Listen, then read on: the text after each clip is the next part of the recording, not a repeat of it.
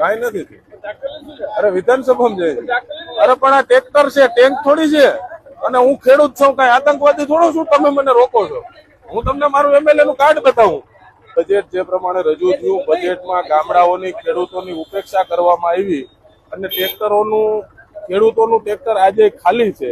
એ અંગે માનનીય સરકારશ્રીનું ધ્યાન દોરવા અંગે આજે ખાલી ટ્રેક્ટર લઈ, ખેડૂતોનું પ્રતિક સમાન ટ્રેક્ટર લઈ અને આજે હું વિધાનસભામાં આવ્યો છું. વિધાનસભાના ગેટ ઉપર મને રોકવામાં આવ્યો છે. હું અધિકારીશ્રીઓને પણ કહું છું કે આ ટેન્ક નથી, આ ટ્રેક્ટર છે અને હું કોઈ આતંકવાદી નથી, એક ખેડૂતનો દીકરો છું. મારા જામજોધપુર લાલપુર વિસ્તારની લોકોએ મને મત આપી અને વિધાનસભામાં જવાનો અધિકાર આપ્યો. અહીંયા ખેડૂતોએ પોતાના પરસેવાની કમાણીમાંથી લીધેલા ટ્રેક્ટરને એન્ટ્રી નથી.